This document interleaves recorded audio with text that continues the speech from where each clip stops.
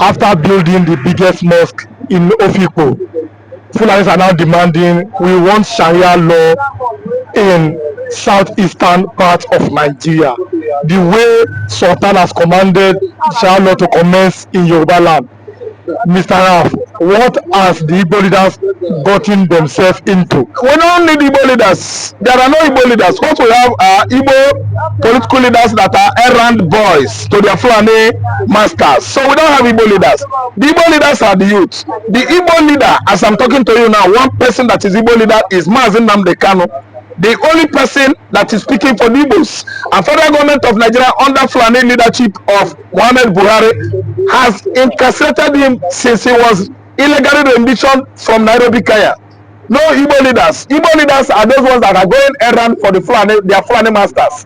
And for Sultana also to be asking and giving order to build mosque, biggest one in the southeast, and they install Sharia courts in the southeast and Sharia law.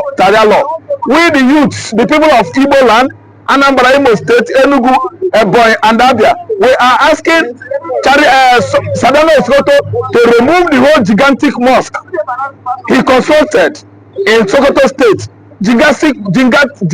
Gigantic mosque they built and constructed in Abuja. Gigantic mosque they built and constructed all over northeastern Nigeria, corner, northwest, mid belt, and Adamawa area. It will remove those mosques and build what there, Roman Catholic.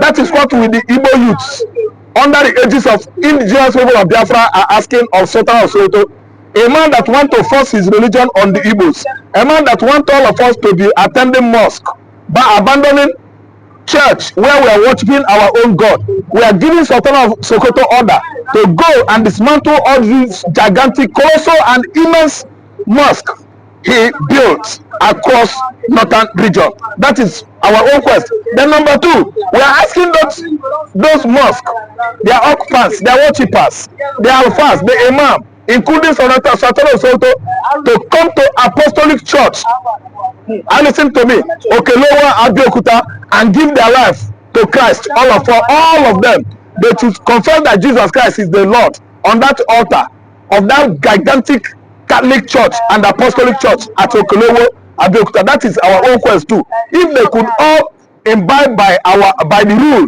and the orders we are giving them right now, I don't think we have any reason to at least reject Sharia law in southeastern Nigeria. So you are countering Sultan that Sultan too should give your life to Christ. My brother, Nekomo, look at me. That is equal right we have in the world, on the earth, not only in Nigeria. Everybody is capable to exist on his own, worship his own God, follow the religion that his spirit has accepted. I don't have to force anybody on my own, religion, to live his own religion and embrace my own. If I do so, it means I'm a wicked, ruthless and godless man. But I will do you unto you as you do unto me. That is when life will live, becomes sweet and very palatable. But then, it seems that the Igbos are more determined than your politicians. The Igbos are always angry at the so-called being at the corner of power of your politicians. The politicians always seem to play to the rules of them, these Fulani oligarchies. What is your message of fellow Igbo youths concerning this current trending happenings now in Ebonyi? Same thing is happening now in Ika, not in Delta. They are killing in Ika. They have invaded the local government from where Ifeanyi Okowa comes from. Ifeanyi Okowa is from Abo, but his own local government has been insensately subjected to Fulani headers attack. They rape their women, they kill their farmers, they come in the town, kidnap all their people. That is what is going on in the Ika north now. And the Igrampa and the Gongo community in Oyo State and Osun State are not left out. The farmers over there has been disallowed in their great numbers by the Fulani headers. That is what is going on now. Then in Igbo land as well, the youths are not relenting. They come out to tell the politicians and their Fulani masters the truth, that they are responsible for the killing 4 days ago in Ebonyi State, where a whole village was wiped out. They in their farmland where they, build many makeshift their houses and slumped in the farmland there. The Fulanis attacked and invaded them, and that was when Nigerian soldiers went to those those farmers that are living in their slums there, assure them of security, assure them there's nothing like incursion of the herders, that they are on the safer hand. These people went into their bed, locked their door, they wake up around 2 a.m. The whole houses were circled with fuel. They pour petrol on those houses, set it ablaze, killing the whole villagers, after Nigerian soldiers has actually assured them that their safety has been guaranteed. What are we saying? The youth in the southeastern Nigeria are the one that is taking up, yes, with federal government of Nigeria, both shoulder to shoulder, fire for fire, money for money. The politicians in Igbo land, they are flukes, they have failed. All they do is to play politics with the Fulani, their Fulani masters, you know, on the Igbo's blood, at the expense of Igbo man's blood and pains. We don't have politicians, we don't have elders in Igbo land. What we have there is indigenous people of Biafra, and they are the youths. The youths are up and down to make sure that there is peace in the southeastern Nigeria. But the line of thought which also says that anytime election comes, you always vote for the same leader, as you say that they are not working for No, you. not at all, not at all. What played out, you know, going to 2 years now in 2023, when Tinubu forced himself on this country, the Igbo youths, the Yoruba youths, the Hausa youths, the Mid-Belt, the Edos, the Niger Deltas, everybody unanimously came together and joined forces together and formed this obedient platform movement that is very, very, you know, negative to what the political elders, the political elites of the north and the southeast and the southwest, you know, represent. Because of course we know that they are the enemies we have in Nigeria, the enemies of the youth. We will have no reason to have voted for them on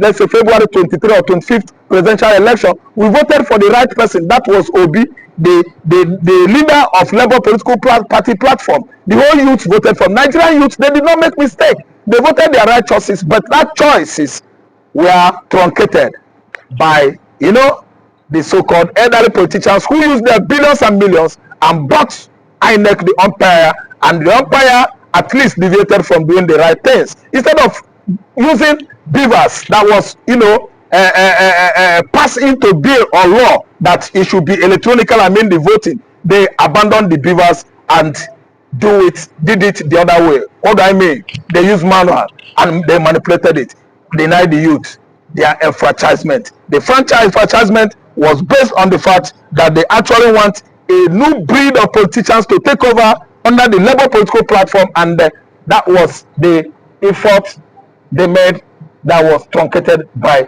Tinubu himself in conjunction with INEC. No, never you agree with anybody that said we don't like these politicians. At the end of the day, the same youths, you know, vote them again. The youths are not voting for them. They use their money, they use their material resources and buy the umpire. The umpire INEC is always, you know, the position that, you know, that is meant for the chairmanship of the INEC is always given to the wrong person. Who are the persons we are talking about? The Fulanis. They can do anything because of money. I mean the Fulanis. That's why Mahmoud Mohammed, the chairman of INEC, abandoned the process, the law and regulation that was at least passed in the house. I mean electoral law, electoral process. He what? He rubbished it. He faulted it because he received money at the tune of $270 million by some, let me say, greedy politicians, selfish politicians, desperate politicians, and he thwarted the effort of the youths. The youth made lots and lots of great input during 2023 election to make the right choice so that Nigeria will move forward. But today, the APC juggernauts, they truncated that effort, and now they are giving everybody hell on this contraption called Nigeria. Do you see, finally we are closing, do you see a future for Nigeria as it's currently stands? No, there is no future for Nigeria. We are drifting backward to 50 years. After 50 years again, we are going to move backward to 100 years, because the Fulani man does not know anything about Western culture or Western culture, education or civilization. What Fulani man knows is Islamic ideology. Only to obey Muhammad, pray 5 times in a day, pray 3 times at night, wake up and go to mosque, go back to your slum. And there's nothing like modern science and technology where this kind of species, this species of, you know, African tribe are the Fulanis. All they know is animal husbandry. rearing of animals from one place to another. You don't know pastoral system of farming. That is what they are. That is what they know. And that's why Nigeria can never move forward, because they have come and seized Nigeria, and other local tribes in Nigeria, they have bought with their money and initiated them into such political, dynasty that belong to them, that has been running for over how many years in Nigeria now. No tribe in Hausa, no tribe in Igbo and Yoruba that could understand the music we are playing.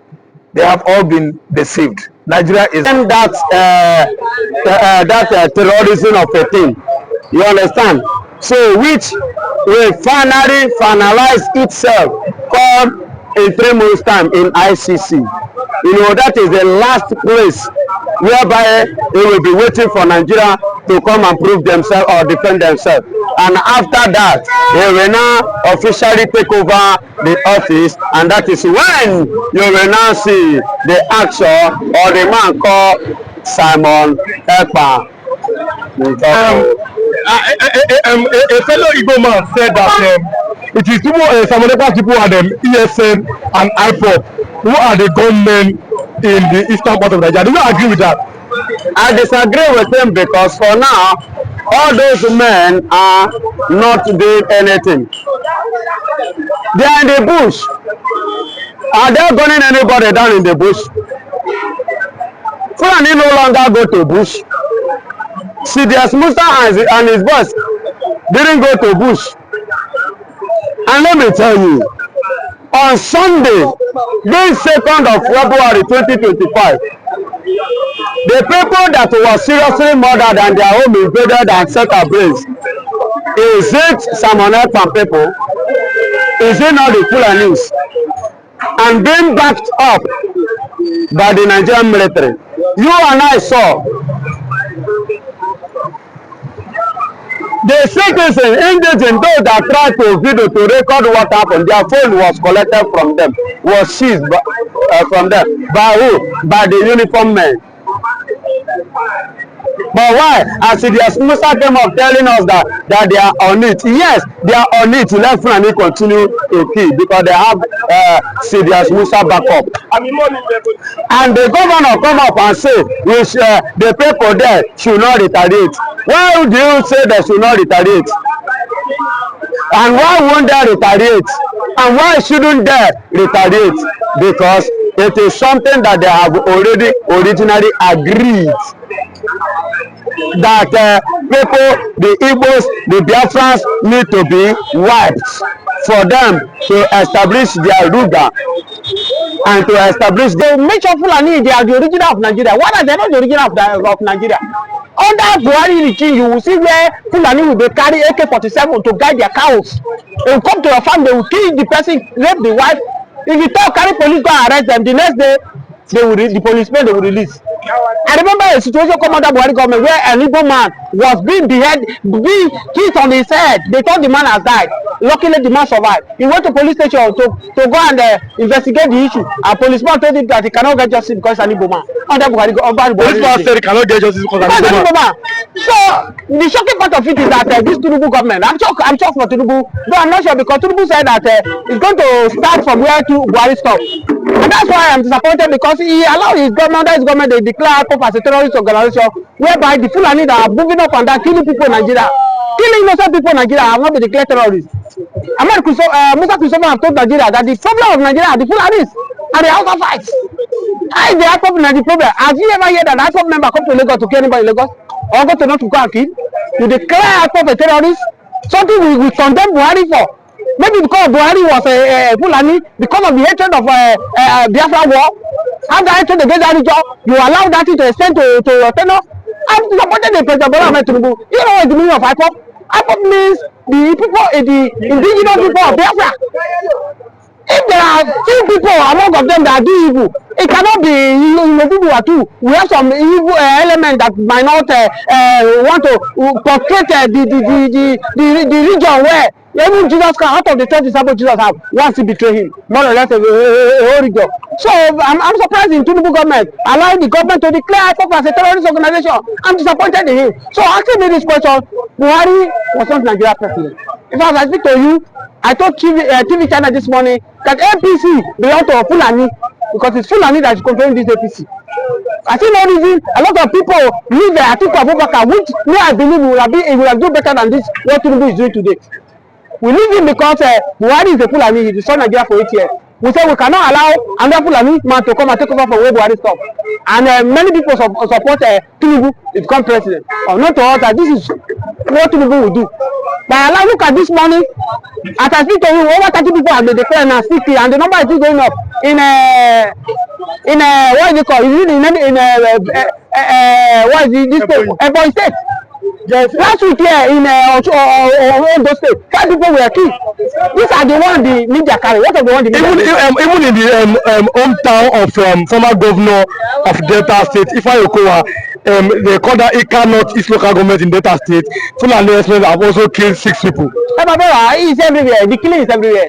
I told you that this Fulani agenda. Let me go straight to our question. Let me not forget. 100 billion be disbursed for former president Buhari, Fulani president. Yes, of course, he give them this 100 billion. So that in order to buy them. That's why I'm sending this money to Yoruba leaders. Because you hardly see this Fulani agenda come to Sharia law, come to Southwestern. You hardly see any Yoruba statesman now stand up and talk that it cannot happen. To understand that the Sudan of Sokoto have the authority that they have set a committee that will look into it for another man region. This is what Mazen and Bekano is fighting for. I said I don't want this thing. This is why they keep Mazen and Bekano in detention. This is what some they go stood for. They want to fight. So by disbanding almost 100 billion for Mechiala to come into South to buy them over. For me, Buhari was never a president of Nigeria. He was a Fulani president. The Waymaker, I asked you this morning that do you see a future for the youth of Nigeria? Do you see a future? My brother, there's no future in Nigeria. As I speak to you now, doctors are now doing security work in UK. As I speak to you now, doctors are now doing security, cleaning work in abroad. Is that the country we are proud of? Our forefathers put us where we are because they are afraid. I don't want to die. If I talk, government will come for me. I don't want to die. They die. If you talk, you go die. If you not talk, you go die. It is high time Nigeria to stand up and let's talk. All those old takers that have taken this country for their hand. As I speak to you, many Nigerians cannot eat. Many are dying because of thinking. They come out, they don't sell, they go still pay rent, they go still pay shop, they go pay children school fees. A common man in the street that cannot send their children to government school for university anymore. That is why you see Nigeria youth now, most of them they are doing Yahoo 419. The parents cannot even send them to university. If any parents try now, struggle, send them to secondary school, after secondary school, they hands up. Because since Buhari came in now, the money for university, my brother, times 5. So forget about that. Nigeria, split this country, let everybody go their own separate way. Or you respect the country, let regional government take its course. Then for people like you, Mr. The Waymaker, how are you coping with this current impasse in Nigeria? No, of course, it's God that is sustaining us. Because if you look at it, even the time of Jonathan, some people, they were still poor in the land. But that's why, if you are in Nigeria now, you need to hold your God tight, the God you know, because it's God. If you put your hope on government, as I speak to you this morning, Tinubu have also introduced another tax reform, toll gate, where you want to be told every toll gate, drivers. And I think to go to a village, then a problem, bro. Don't be this country with them when Nigeria soldier talk say in salary no reach out to travel go in village. So how you go think say insecurity go stop? When you no treat your security, man, where? Now US soldier they gree die for the country because the US is taking care of them. No be Nigeria wey be say one councillor is earning Nigeria army no pay na. What councillor is earning? Man that is carrying guns, securing the councillor cannot end it. And you say we want to go far. We are not serious as a nation. Now, are you of the opinion that only the politicians are enjoying Nigeria? Of course, you don't need to ask me this question. 2 people in this Tinubu government, we have the wealthy people and the wealthy and the poor. There's no rich again. Tinubu government don't eliminate rich people. Rich man before go get rich man before go get 3 car for compound. 3 car, you don't fit drive anyone because you don't fit buy for a car. So as I talk to you right now, there is suffering in the land, my brother. You don't need to ask. They're suffering in the land. So the answer is that is earlier we stand up now. Revolution now, as I so what I say, let's speak. If we speak, we die. If we don't speak, we will die. So let's speak. That's what we want. Mr. Adewemeka, thanks so much for coming. Thank you for having me.